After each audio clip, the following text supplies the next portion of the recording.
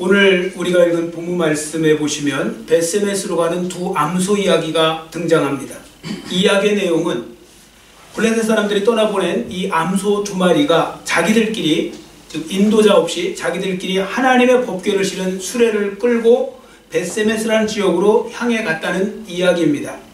자, 그러면 왜 일이 일어났는지 먼저 배경을 좀 말씀드리면요, 그 4장에 보시면, 이 사무엘상 4장부터 보시면 엘리 제사장의 두 아들이었던 홈리와 비느하스가 블레셋과의 전쟁터에 하나님의 법궤를 모시고 나갑니다. 그런데 거기서 오히려 그 법궤를 빼앗기고 자기들은 죽임을 당하고 이스라엘은 패하게 됩니다.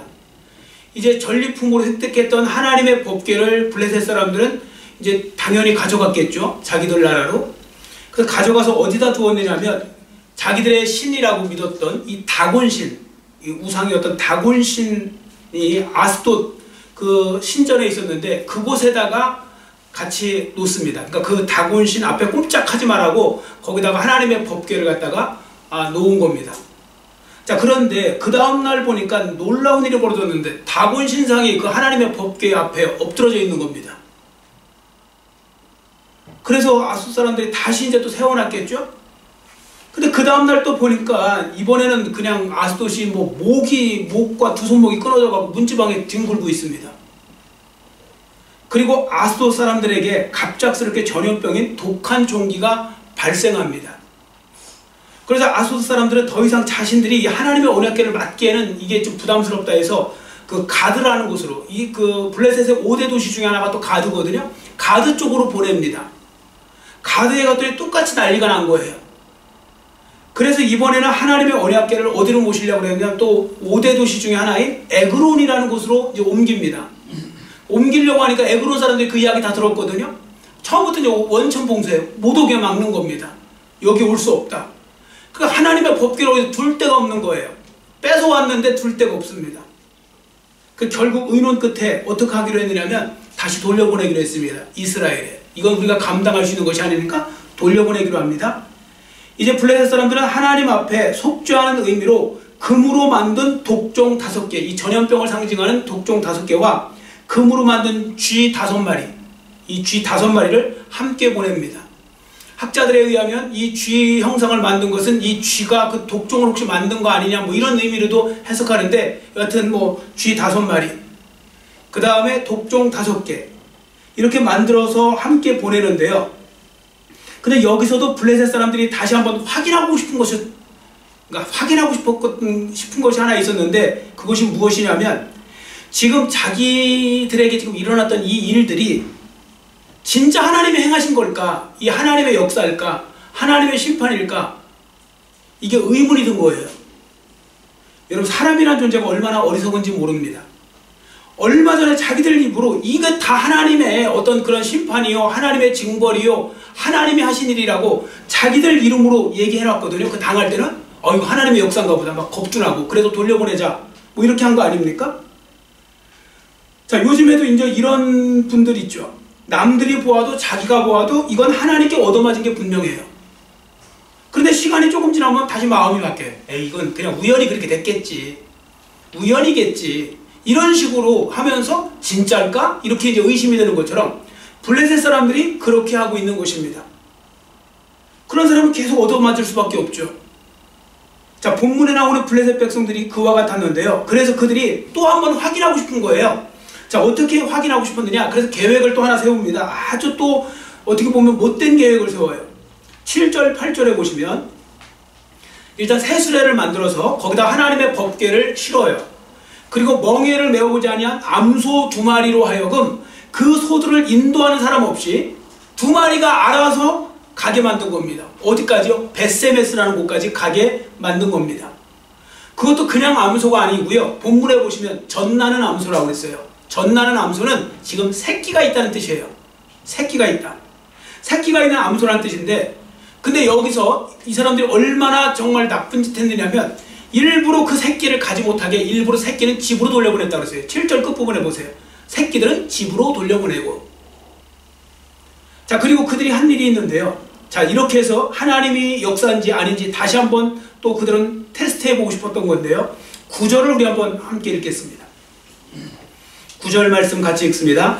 보고 있다가 만일 괴가 그 본지역 길로 올라가서 벳세메스로 가면 이 큰 재앙은 그가 우리에게 내린 것이요 그렇지 아니하면 우리를 친 것이 그의 손이 아니요 우연히 당할 것인 줄 알리라 하니라. 아멘. 자, 보십시오. 이들 또 의심하고 있죠. 아닐 수도 있다고. 그러니까 다시 한 번 더 테스트 해보자고. 이런 사람은 계속 얻어맞는 거예요.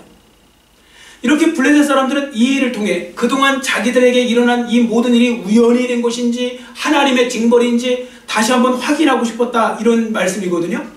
그래서 지금 이 하나님의 언약궤를 싣고 떠나가는 이 두 암소의 어깨예요. 블레셋 사람들에게 하나님의 영광을 드러낼 수도 있고 그렇지 못할 수 있는 그런 중체대한 임무가 그들의 어깨에 주어진 것입니다. 자, 그러면 이 시간에는 벳세메스로 향해 올라가는 이 두 암소의 이야기를 통해서 하나님이 우리에게 주시고자 하는 영적인 메시지가 무엇인지, 영적인 교훈이 무엇인지 우리가 살펴보도록 하겠습니다.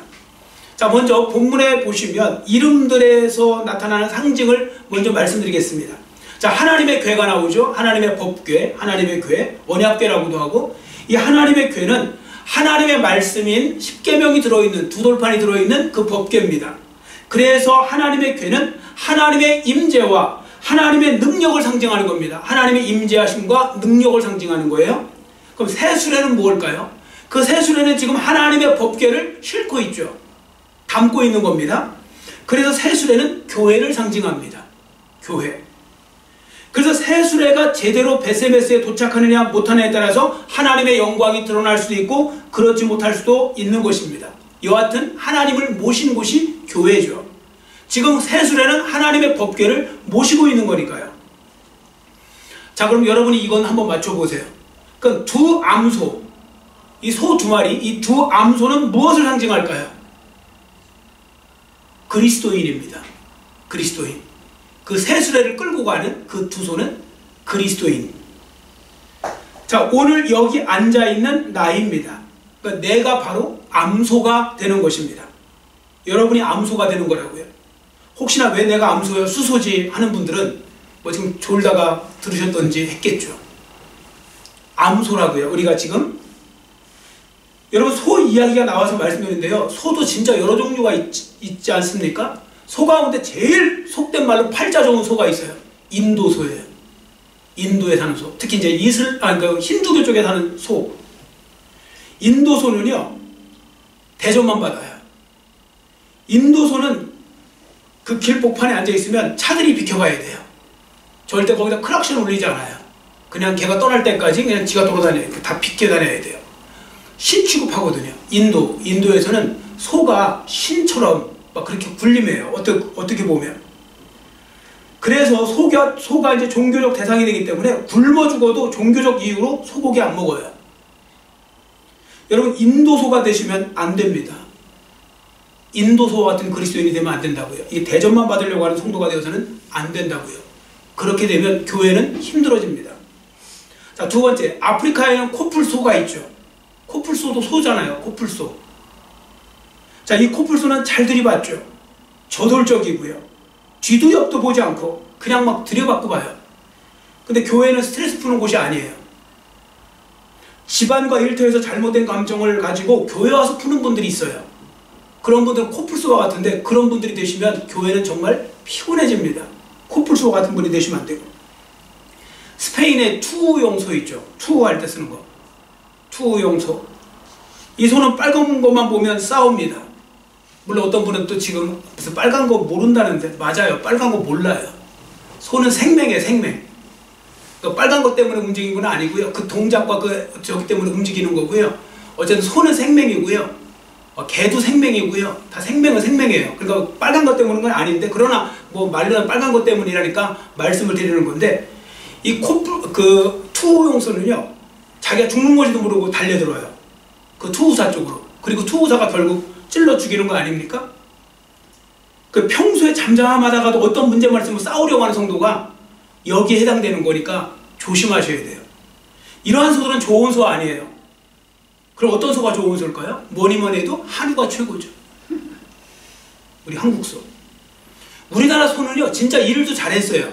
진짜 일을 잘해요. 우리나라 소는. 옛날부터 그래서 일소라고도 했어요. 그죠? 일을 잘한다 그래서 일소. 일하는 소. 그러면서도 우리는 소는 평생 일만 하고 뭐 논도 갈고 밭도 갈고 뭐 짐도 날라다 주고 그리고 죽으면 고기로 남기고 못 쓰는 부위가 없고 머리부터 발끝까지 발톱까지 그냥 다 죽을 때까지 하고 죽어 헌신하는 어떤 존재가 바로 우리 한우입니다. 한우. 자, 그런데 본문에 보시면 한우보다 더 감동적인 소가 등장합니다. 바로 벳세메스라는 지역으로 올라가는 암소 두 마리의 암소입니다. 자, 이 두 마리의 암소들은 그리스도인이라고 그랬어요. 그리스도인이라는 것을 여러분들이 상징한다는 것을 기억하시고 이 말씀을 들어보시기 바랍니다. 자, 그러면 여러분은 본문에 나오는 소의 행동을 보면서 내 신앙생활이 어떠해야 되는지를 우리가 돌아보게 될 것입니다. 첫 번째, 벳세메스로 가는 두 암소는 하나님의 영광을 가장 중요하게 여기는 소였다는 겁니다. 하나님의 영광을 가장 중요하게 여기는 소. 여러분, 앞에서도 말씀드렸듯이 하나님께서 영광 받으시느냐 못 받으시냐가 이 두 암소의 어깨에 달린 것입니다.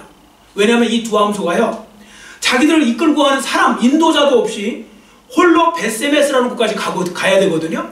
그런데 그것도 또 정확하게 가야 돼요. 지나치면 또 안 돼요. 벳세메스 가긴 갔는데 지나쳐도 안 되는 거고요. 딱 거기까지 가야 됩니다.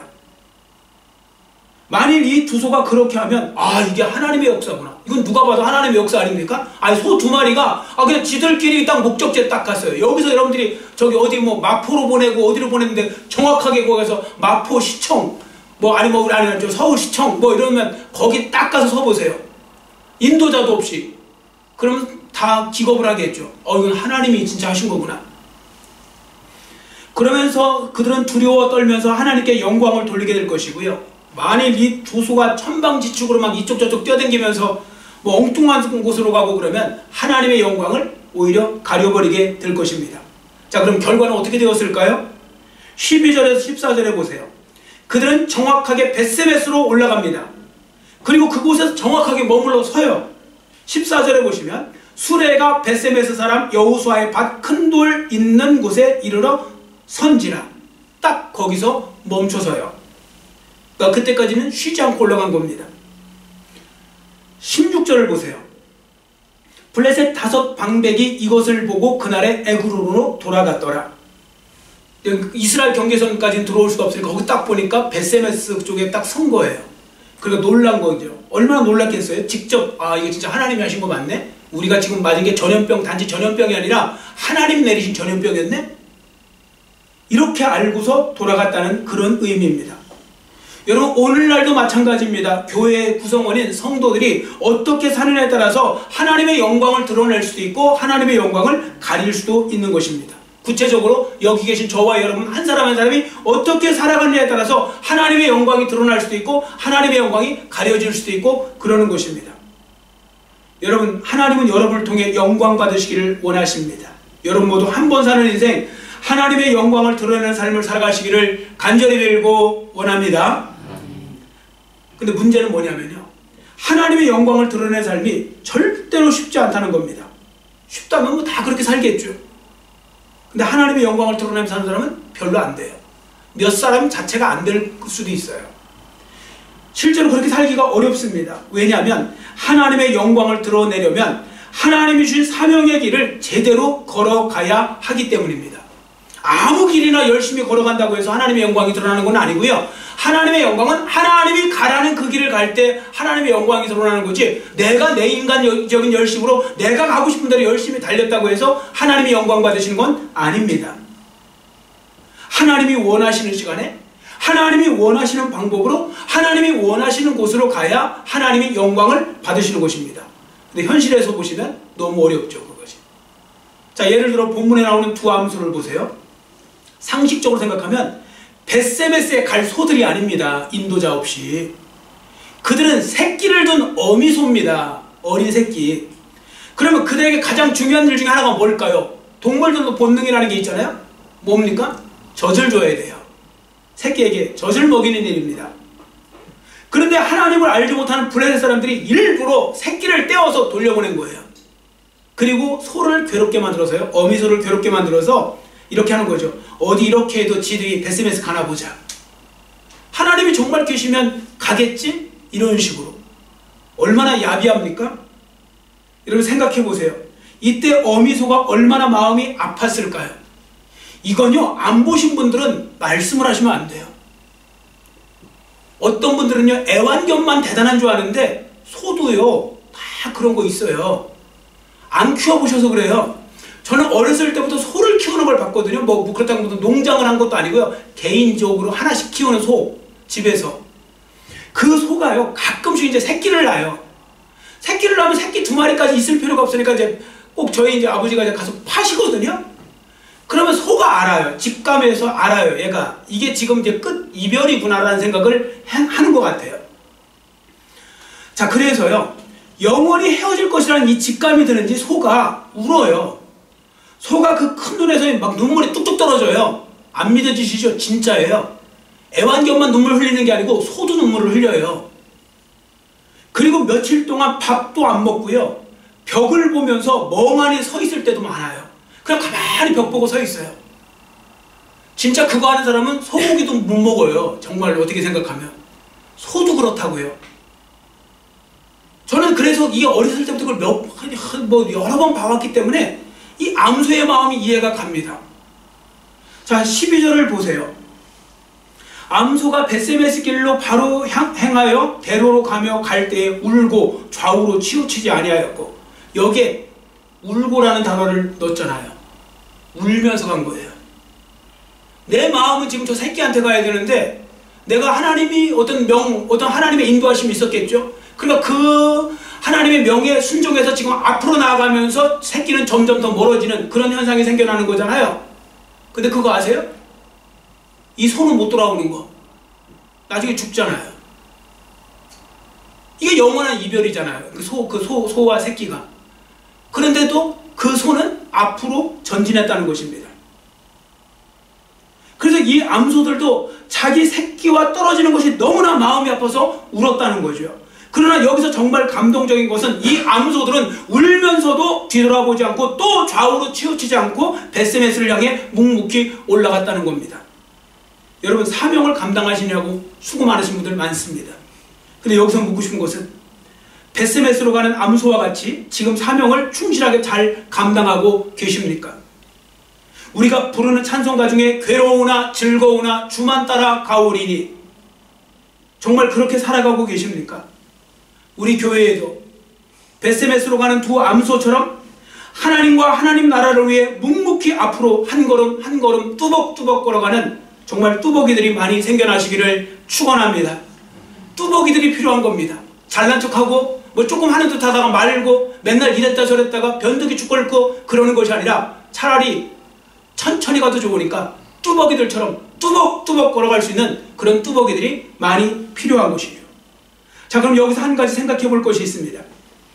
어떻게 본문에 나온 암소들은 그 모든 환경을 뒤로하고 벳세메스로 향할 수 있었던 것일까요? 그것은 하나님의 영광을 최우선으로 생각했기 때문입니다. 물론 하나님의 강력한 역사였겠지만 인간적으로 보면 하나님의 영광을 최우선으로 생각했다고 말씀드릴 수 있습니다. 그래서 하나님 말씀에 순종하기 위해서 자기 새끼까지도 떨어지는 아픔도 기꺼이 참아낸 것입니다. 자, 그러면 여러분은 어떠십니까? 안타깝게도 너무나 많은 성도들은 입으로는 하나님의 영광을 수없이 말합니다. 그러나 정작 삶은 그렇게 살지 못합니다. 그 중에 한 사람이 오늘 바로 저 자신, 여러분 자신일 수도 있는 겁니다.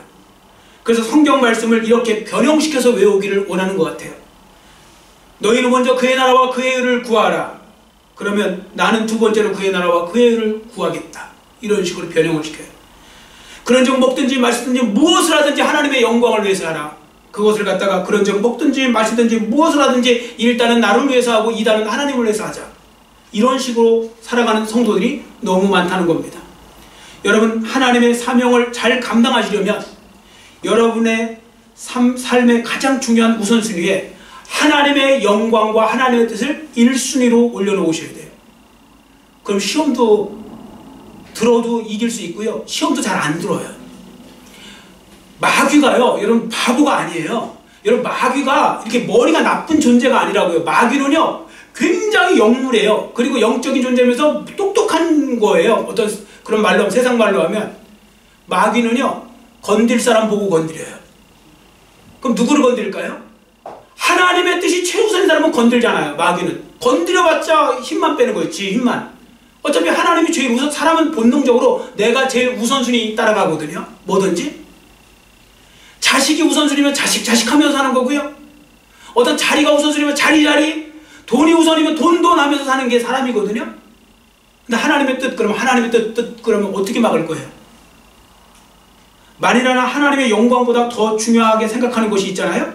그럼 간교한 마귀는요, 바로 그 중요하게 생각하는 것, 중요하게 생각하는 그 사람을 이용해서요, 흔들어요. 유혹을 해버려요. 그래서 하나님의 사명을 감당하지 못하게 해요. 지금도 많은 사람들이 하나님의 사명 감당하다가 순간순간 흔들릴 때가 있어요. 그게 뭐냐면 하나님의 뜻보다 더 중요하게 생각하는 그것 때문에 흔들려 버려요. 하나님의 어떤 그런 뜻, 또 사명 뭔지 알면서도 그것 때문에 흔들려 버려요. 왜? 그 사람이, 그것이, 그 자리가, 그 또 어떤 소유가 더 중요하다고 생각하면 마귀는 반드시 그걸 갖고 공격을 하고 그걸 갖고 유혹을 해버려요. 저는 주위에서 너무 많이 봐요. 그래서 나중에 보면 다 흔들려 있어요. 어느 순간에. 야, 이 사람은 결국 못 감당할 거다. 감당할 수 없다. 왜? 더 중요하게 여기는데 어떻게 방법이 있나요? 마귀가 계속 그걸 갖고 건들 텐데요. 못 건드리니까 결국은 넘어지는 거죠. 여러분 모두 본문에 나오는 벳세메스를 향해 가는 암소들과 같이 하나님의 영광을 위해 기꺼이 모든 것을 감수하고 사명을 향해 달려갈 수 있는 분들이 되시기를 축원합니다. 자, 두 번째, 벳세메스로 가는 두 암소는요, 하나님의 영광을 위해서 힘을 모아 협력했다는 겁니다. 하나님의 영광을 위해서 힘을 모아서 서로 협력하는 거예요.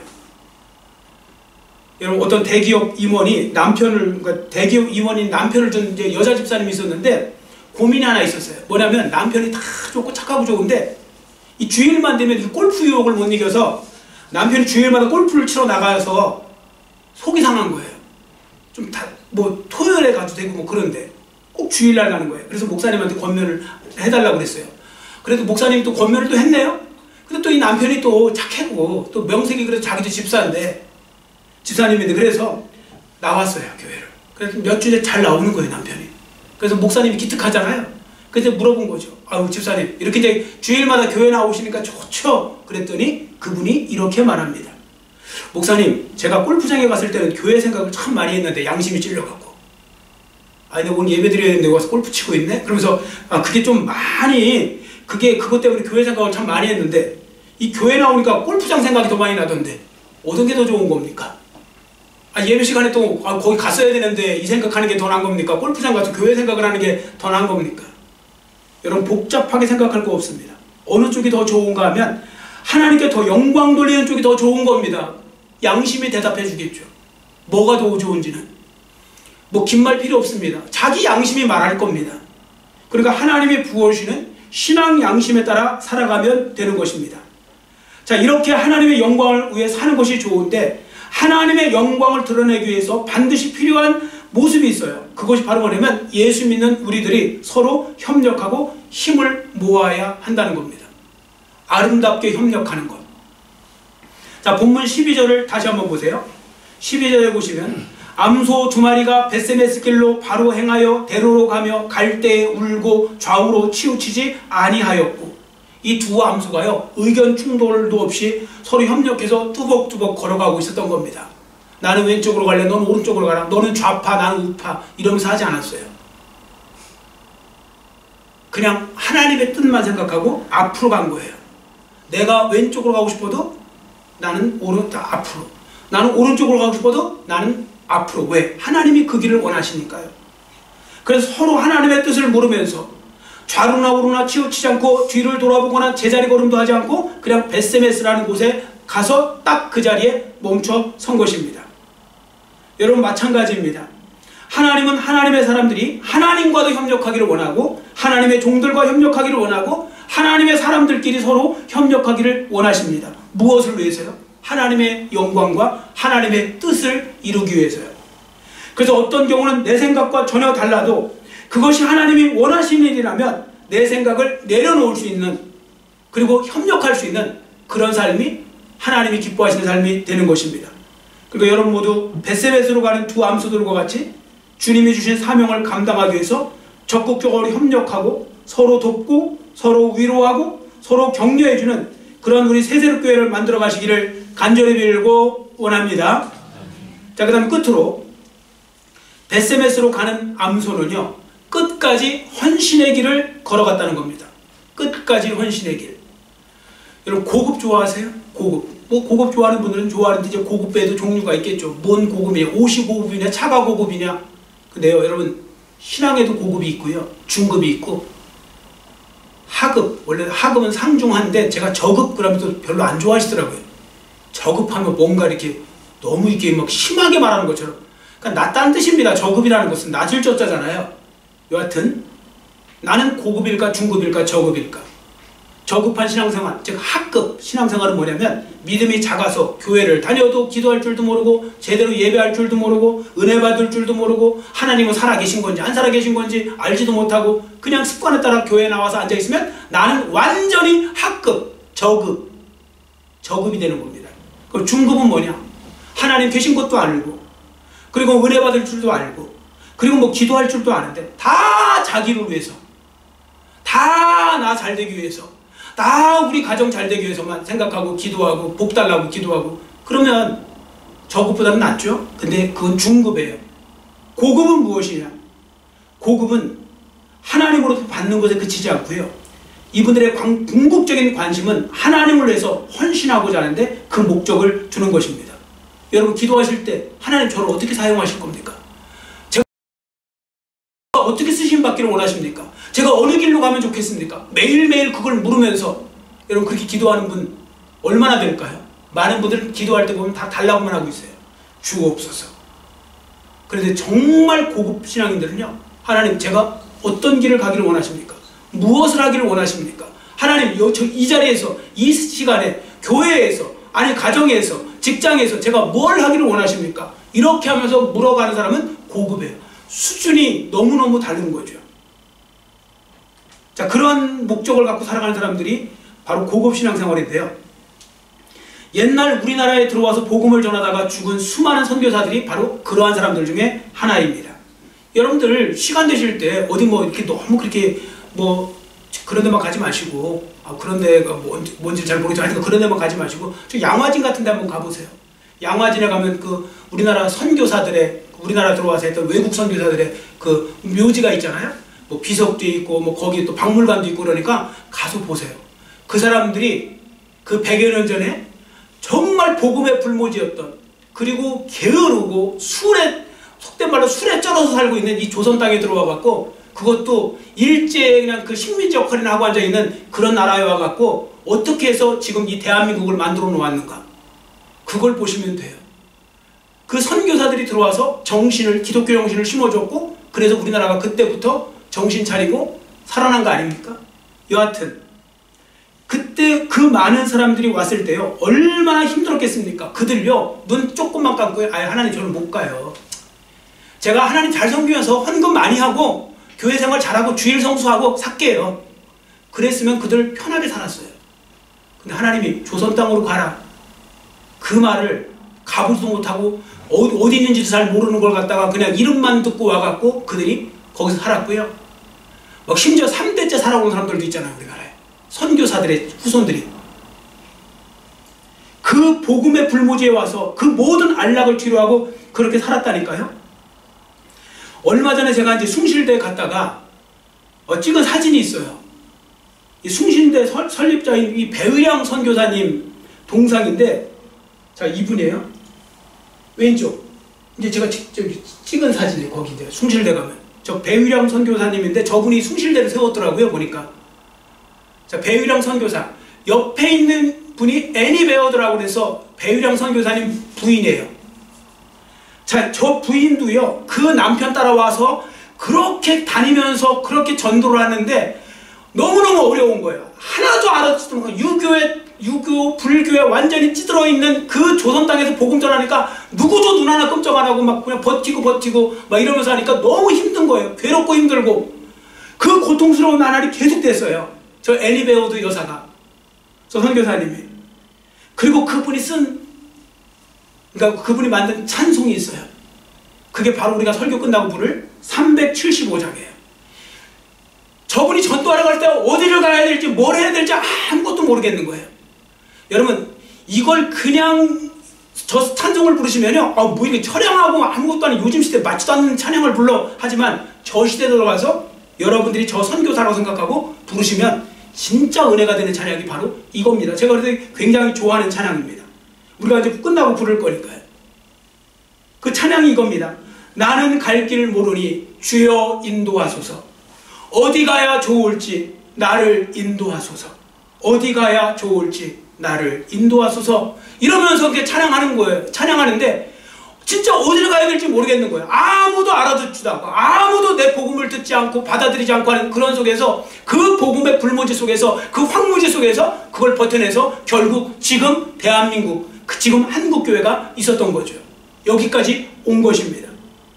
여러분, 본문에 나오는 두 암소를 보십시오. 본문 14절에 보시면 암소가 베세메스에 도착하자 거기 살던 이스라엘 사람들이요, 수레에 나무를 그거 갖다 패갖고, 나무로, 저 나무 수레입니다. 그리고 그 암소들을 잡아서 번제물로 드렸다고 그랬어요. 이거 진짜 황당한 일 아닙니까? 아니, 하나님의 법궤 싣고 왔으면 그 암소들한테 상 줘야 되는 거 아니에요? 평생 잘 먹고 잘 살라고 해줘야 되는 거 아닙니까? 근데 그 암소들을 잡아갖고 번제물을 드렸는데 암소들은 기꺼이 그 희생제물이 된 것이죠. 그것은 바로 누구를 나타내겠습니까? 예수님을 나타내는 겁니다.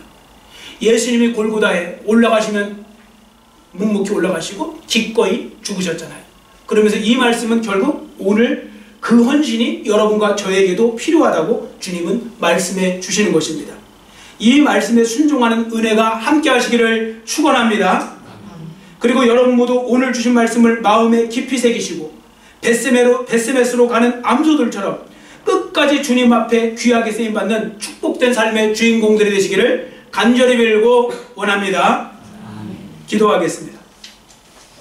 사랑의 하나님 아버지, 오늘은 베스메스로 가는 암소처럼이라는 설교 제목을 가지고 하나님의 음성을 들었습니다.